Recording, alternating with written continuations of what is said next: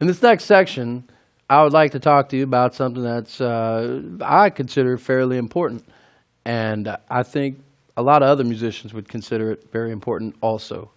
When I first started playing and started singing, I did it out of necessity because no one else in the band when I was 14 wanted to sing. So I got roped into it. And it taught me a lot of lessons about playing guitar. And the lesson that I want to get to you guys is when you're in a band and you're playing with a singer, you have to be aware of what key is good for them, what dynamic range the band should be at when they're singing, which 9 times out of 10 is about 40%, 50%. You don't got to play loud when the singer's singing, especially in the blues. If you go see Buddy Guy's band, his band plays at like 20% volume until it's guitar solo time. And then when he goes to sing, they bring it back down to a whisper. And I'm not saying that's good for everybody, but that's a great example of what I'm talking about. If you're going to be playing lead guitar and rhythm guitar, but this is specifically mainly about taking solos and filling space. If you're going to be doing that and there's another singer up there, you have to be very respectful of the music and of their talent, but be aware and try and figure out their phrasing. So at no point do you ever step on their phrasing, because to be honest, it can be insulting to a singer if they're up there, and it's a very humbling thing, just like being on stage with any instrument. But you got to picture yourself up there with no instrument, and all you have is this microphone. You have to treat it with respect. That's all I'm saying.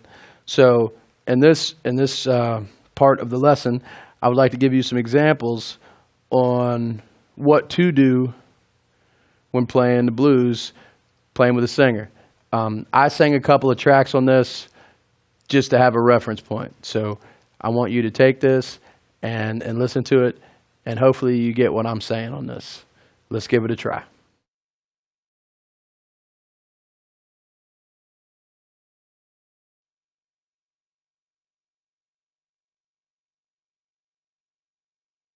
So let's talk about this track. It's a slow blues in the key of C. And before I played this here in the studio, I sang a couple of verses just to give a reference of where the vocal would be. And I'm going to play around it. And I just want to give you some examples of what I think is comfortable being a singer and a guitar player that might lend itself to everybody getting along and making some good music.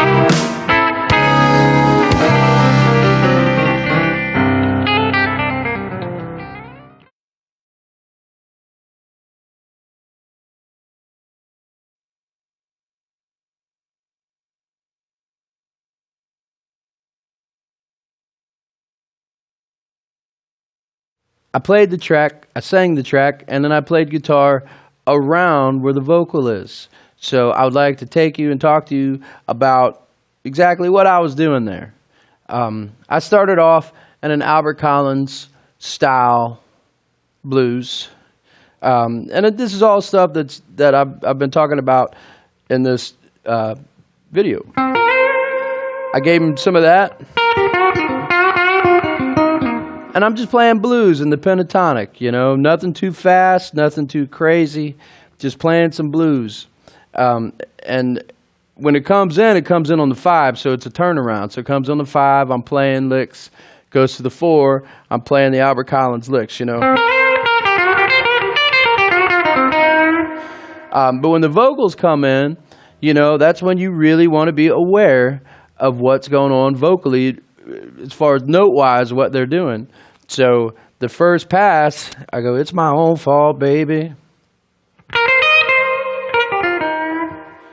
Treat me the way you want to do.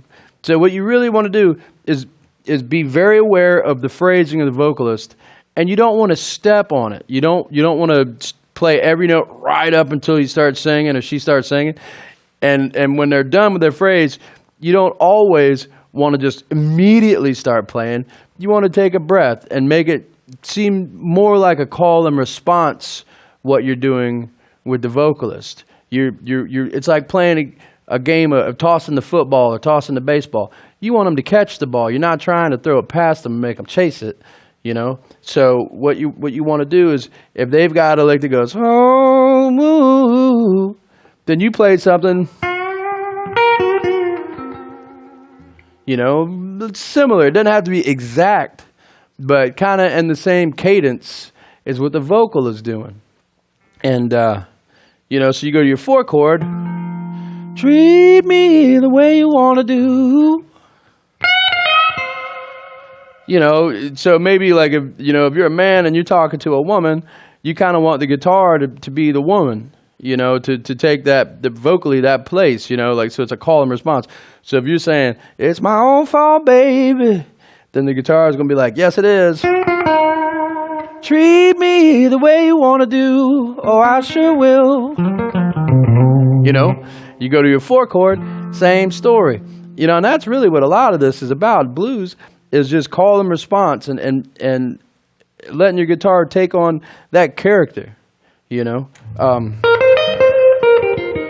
You go to your 4 chord, treat me the way you want to do. And then it goes to your 5. Well, all the time you were loving me, baby, at that time I didn't love you. You know, I like to put in some turnarounds in there. I like to put in some double stops. And I really like to put in just some straight up blues licks, you know, B.B., Albert King, Freddie King. You know, Freddie King has a good one that goes like this. That's one of my favorite ones. I forgot to put it in earlier, so I figured I'll put it in now. You know, and I've found that short phrases kind of say more sometimes than if you just start a real long phrase. And sometimes you just kind of run out of things to say, like with your feel, you know. So I've always found that it's easier and a lot more effective most of the time to play short little bursts and small little answer backs to what the vocalist is doing. So the second time around on the slow blues in C, we're working on playing with a vocalist. And I want you to pay attention and recognize that when the vocal melody is going, it dictates kind of what I'm playing. And if you pay attention to that melody, it will lead you down the path to where you need to be for a solo. I really also, I want to start building almost a tension that leads the ear to almost say, well, what's going to happen? You know, so an example, I was playing the old, you know,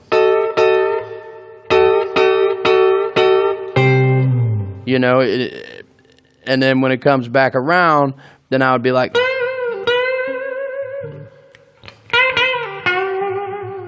and you do that in between the vocals, and sometimes on the first verse on this, it had a normal structure where you sing on the 1, then you sing on the 4, you sing on the 1, then you sing on the 5. But on this time, you sing straight through that phrasing. There's not a break. So there's 2 different phrases going on between the first verse and the second verse. And you have to be very aware of that. Blues does that a lot. And a lot when I'm doing that and it starts building that tension, I try to also help build the tension with playing stuff along the lines of.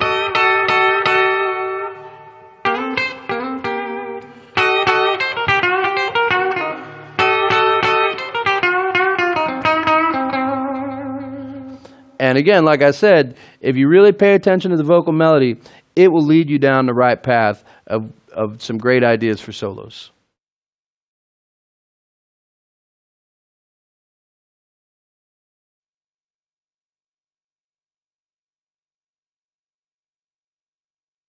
So let's talk about some etiquette. Let's talk about if you've never been to a blues jam. If you're sitting there and you want to go, and you have the opportunity to go, but you're not really sure how to get your feet wet, and there's a lot of people already at the jam, and you might not know them, and it can be a little scary, you know. So here's how I would approach going to a blues jam the first time, and I see this happen all the time. Each jam is different. Some are very strict blues, some are into rock and roll and reggae and country and everything else. I'm pretty open-minded about it. If it's a jam, it's a jam. But what I would suggest to do, if you wanted to go get your feet wet, is find the jam, get there before they start, okay? And ask. Maybe first ask the bartender. Who do I talk to about who runs the jam? Is it the guitar player? Is it the drummer? Is it the sound man? Each jam is different. I know a jam by my house that the drummer runs it. There's a jam another few miles down the street, the guitar player runs it. Each situation is different. But I would say go to the bartender or a waitress or a waiter or the host or somebody and say, hey, I'm here for the jam. This is my first time. Who do I talk to? Once you meet that person, then don't expect much. If you're the new jammer, a lot of times these guys got people that come every week and they want to get up. So you have to say, look, is there a sign-up list? And explain to them, this is my first time. I want to come jam with you guys, but I've never done this before. So explain to them that and then find out. Sometimes there's a sign-up list. Sometimes it's other musicians they pair you with. Sometimes they get you up to jam with their band. It's all different, When I was younger and started going to a jam, one of the first jams I went to was and it wasn't a jam per se. It was musicians can get up, but they didn't really market it as a blues jam. It was a guy in Tampa, Florida, and he was a harmonica player, and he would say these things. I made friends with him. I was a fan of blues, and I wanted to learn, so I was very open-minded. And that's the thing, man. Always be humble. Always keep an open mind. Don't go in there and demand anything. Ask. Always politely ask. And I would ask to sit in, and he would let me, but then he would use terms that I was unaware of. Just like earlier, I said big city changes. Well, now if somebody says big city changes to me, that means they want a 1625, One of those. But he would say stuff like, give me a Jimmy Reed in E. Well, what does that mean? What's a Jimmy Reed in E? Well, he meant the feel of the songs that Jimmy Reed is famous for, and which is one of these.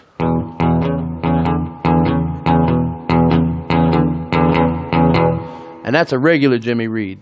Now, if he wanted, he'd be like, give me a slow Jimmy Reed, right? What's a fast Jimmy Reed? What's a slow Jimmy Reed? Well, a fast Jimmy Reed is this. A slow Jimmy Reed goes a lot like this.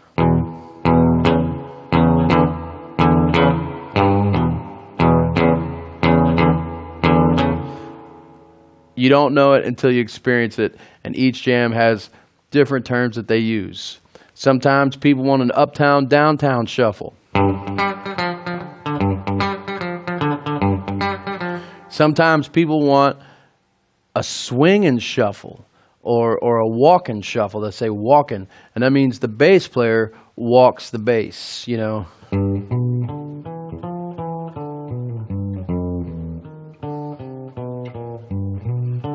It's one of those, you know, and you don't play that as a guitar player. You play, you know, you play something along those lines. The harmonica player would also say, give me a Chuck Berry, an A. Chuck Berry meant rock and roll. Chuck Berry's like this.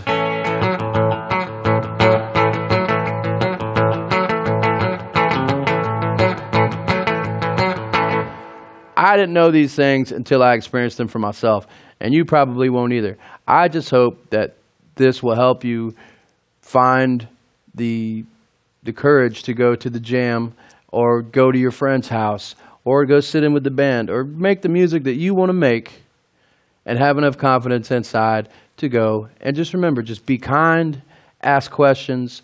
No one can get mad at you if you up front with them and say, hey, I'm new at this. I'm trying to learn how to do this. May I sit in with your band for the jam? I guarantee you, they'll probably put a smile on their face and they'll probably let you up and play. If you're going to the jam, it's your first time. When do you start soloing? Well, not at the beginning. You find out again, if you're not singing the song, if you go up there and you're the new, fresh guitar player, you go up and you feel it out. Be kind and humble, and you wait, and when it's your turn to solo, probably the guy that's leading the jam or leading the song will tell you, hey, go ahead, you know? And really, you got to use your ears. You got to use your ears, you got to use your eyes, and just pay good attention. Keep your head on a swivel. Make sure you're keeping an eye on all the musicians on stage, and you feel that you're doing what is supposed to be done. If you feel a little awkward about something, and you feel like you're not doing it right, could be the fact that you're not doing it right. Could be the fact that you might be stepping on somebody or playing too loud. And that's another thing. Be mindful of your stage volume. You don't have to be super quiet. You don't have to be the quiet storm. But at the same time, a lot of times what will ruin a really good jam is one guitar player turns up, then the bass player turns up, then the drummer starts hitting harder, and then the other guitar player turns up. And at that point, the keyboard player gets mad and has like his own PA system to run his keyboard rig through and cranks it up louder than anybody. And then it starts again. And it just keeps going until it's just a raging volume war. You don't want that, man. That's not very musical. Be kind to your other musicians. Be respectful. Use etiquette. And I think these will serve you very well.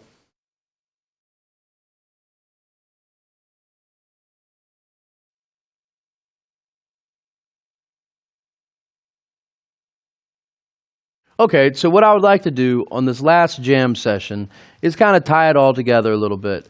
I've picked a feel that is a pretty common feel at a blues jam, and I think it's fun to play over. So what I'm going to do is give you examples of some rhythm, some riffs, and some lead. And let's play around with it. Have some fun.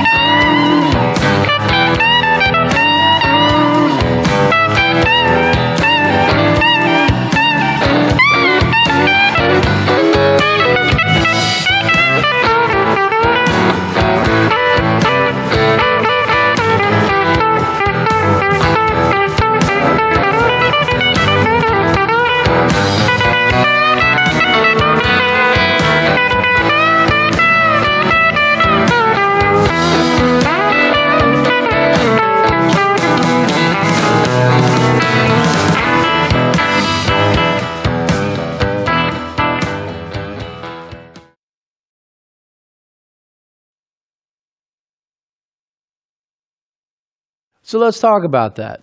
It's a 12 bar in the key of E, and it's a pretty common feel at a blues jam. So the first 12 bars, what I did is I really took more of a rhythmic approach, but I would kind of call it, it's a lick, it's kind of a riff, The one guitar player is giving the old Jimmy Reed. Here we go. Right? I can't do that. So I decided to go.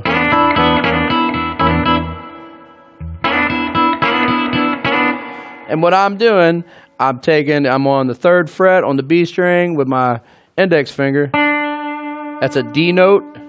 And then there's a B on the G string. And I'm also droning with that high E.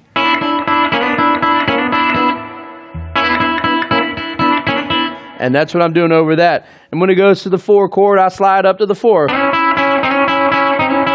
It's the same shape with these 2 fingers. And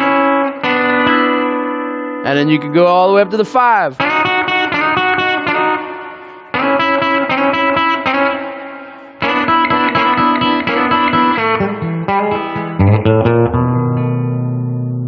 Just like that. So let's talk about the second 12 bar. I used a similar approach, except I just went a little higher this time. First time around, I did this. Worked pretty good. Second time, I decided to go up to the 12th fret and the 10th fret and play the same notes.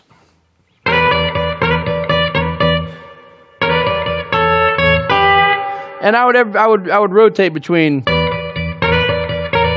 and this. And all that is 12 on the B, 10 on the E, and then down to this shape, which is 10 on the B and 9 on the E. And then take it down a whole step again, and you're at the 8th and 7th fret on the B and E string. So that's a good one. And then for the 4, something like that. And then on the 5, and what I'm doing there is I'm barring. I'm at the B position here at the 7th fret, and I'm taking a hit in the E string, the B string, the G string, and I'm hammering on the major 3rd there. And then I turn it into a 4 chord real quick, back to a 1. So it's just a blank 1 by 1.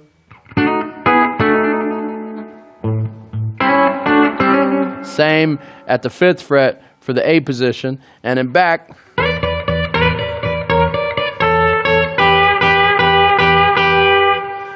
And that's what I did for the second 12 bar.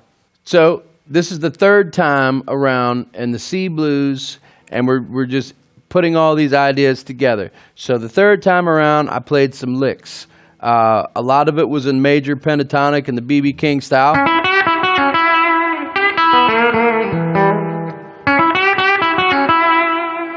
And when we go to the 4 chord, I start using the kind of the double stop method.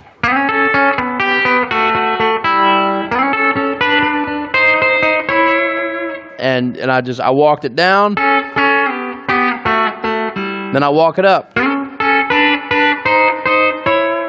Those notes is just the 3rd and the A chord, which is a C sharp and a high A.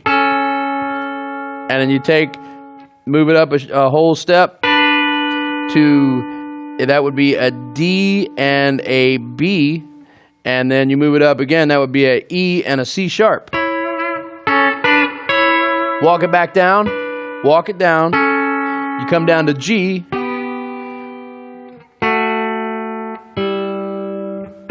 And it resolves right back into the 1 chord, which is A.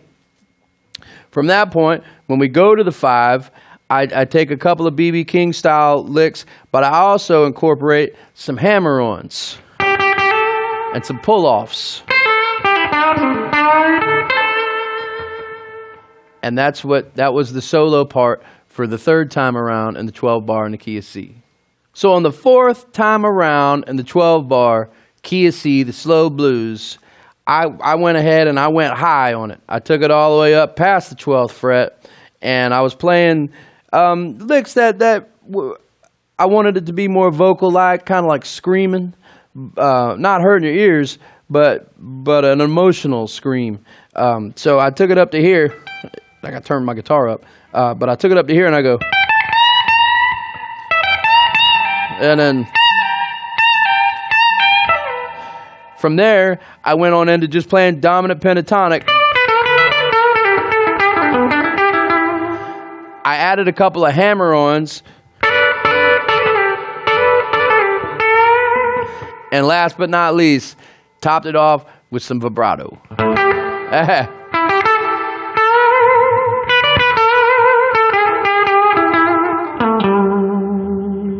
Wrapped it all up, came back home to the E chord, started playing rhythm again.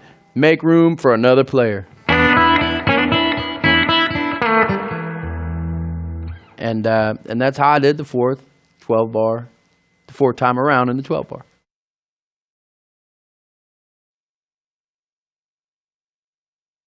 So let's discuss gear. I run into a lot of folks, and I have a lot of friends that collect guitars and amplifiers, and I'm kind of guilty of that myself. And you know, when you're going to go to the gym or you're going to go sit in with your friends or start a band, you know, you have to have the proper gear. You got to start with the fundamentals. And I don't think there's really a right way or a wrong way, but I can tell you how I feel about it and what I prefer. So I'll tell you a little bit about my guitar. This is a Telecaster that my friend Steve White and I put together. And originally it was because I was flying a lot. And sometimes taking a Gibson guitar on an airplane gives me more anxiety than a lot of things. So a Telecaster is pretty hard to break. I've tried. And so we put this together. This controls like a Gibson Les Paul from the 50s. It's got the switch up here, some knobs down here, and it's just pretty simple. What I really like about this guitar are the pickups. These are P90 pickups. These are single coil, but they're super big single coil pickups, and they just have that sound that I'm looking for. Now, that doesn't mean that you need a Telecaster with P90s. That just means that's what works for me. Some people like a Strat, including myself. Some people like a Tele. Some people like a 335 style guitar, a hollow body or a semi-hollow body. Some people like Les Pauls. I've seen a guy play a $100 guitar and sound like $1 million. I've seen dudes play $100,000 guitars and it sound like a $100 guitar. You know, it's really, the beauty is in the eye of the beholder, and the tone is in the hands of the player. So a few things you can do. For me, sometimes I see guitar players put too heavy of strings on their guitars. You know, I know Stevie Ray Vaughan used cable wires, 13s or something, and tuned down a half step, and it sounds great. But that might necessarily work for you. You got to worry about your hands and your dexterity. And how hard is it to play? Because at the end of the day, we're playing music because we just want to be happy,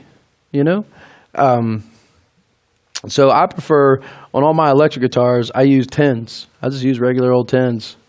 I don't use really thick picks. I use mediums. These are 0.60 millimeter, the orange ones, Dunlops. And even like if I'm playing acoustic guitar or something, I might even use a little bit thinner of a pick, mainly for strumming. Originally when I was young, I was using Dunlop Jazz 3s, and they're very, very thick, and there's a point on them. But I started developing soreness in my wrist, and when I went to the doctor, he told me it's because I was putting too much pressure and too much work on it. And so I switched over, and I started using a smaller pick and smaller strings, and I found that my tone got better for me. So I can say that.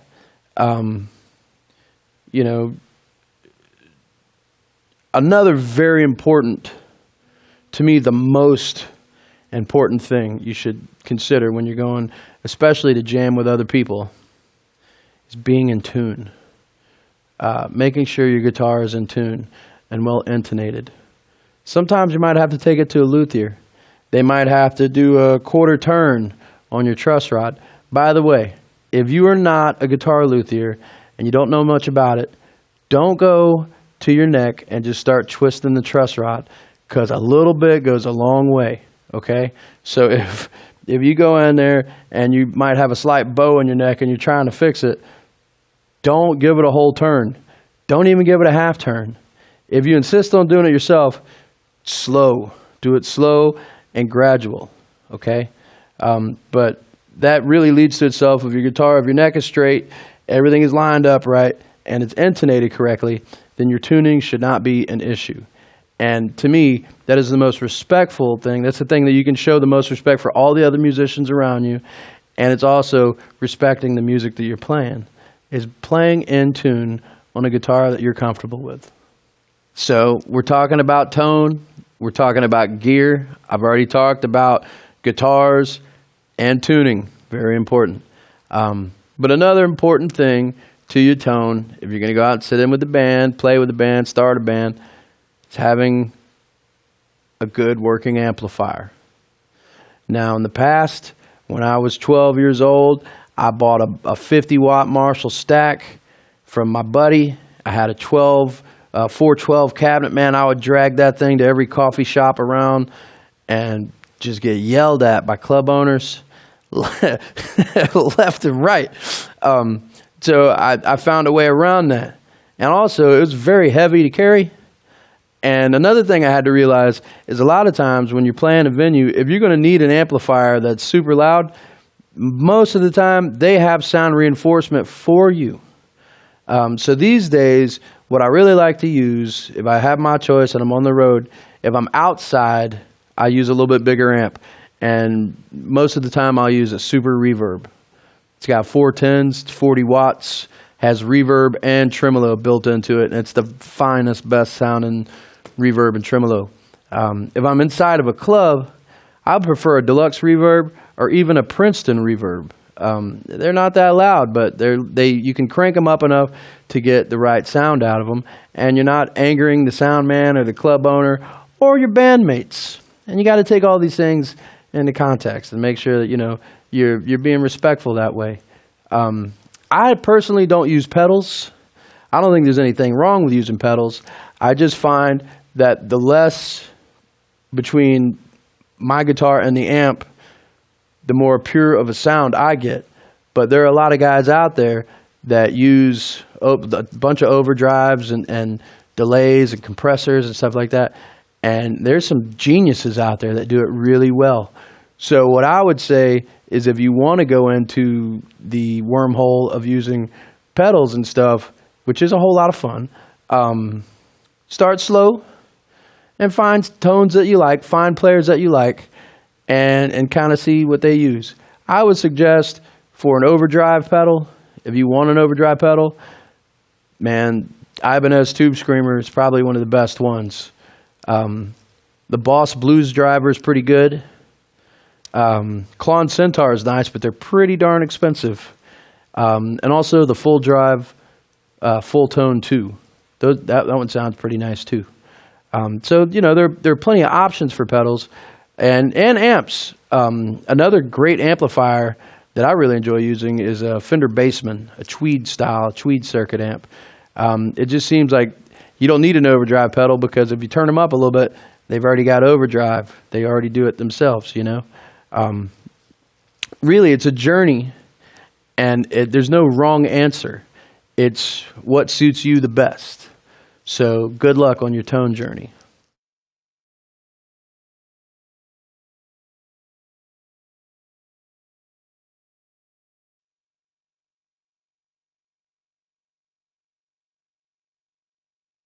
So I just want to say thank you again for checking out my course here on TrueFire. I'm very happy to have it out, and if it wasn't for guitar students and folks like you guys, I don't know what I would do, man. I hope you enjoyed this as much as I did. I would like to remind you, if you're waiting, if you've been sitting there thinking about getting out there playing, I just want to encourage you to go with it. Don't be scared. There's nothing to be afraid of. You'll go out and you'll make friends, you'll make good music, and you'll have a great time. So I would like to remind you guys to do that. Stay on it. Try it out. If you like what you hear, if you want to hear some more of my music, check me out, DamonFowler.com. I have a Facebook under Damon Fowler Band. And, yeah, Instagram. Check Instagram, too. I post pictures up, a bunch of guitars on there, funky guitars. And that's about it, man. I hope you have a great time and keep on playing.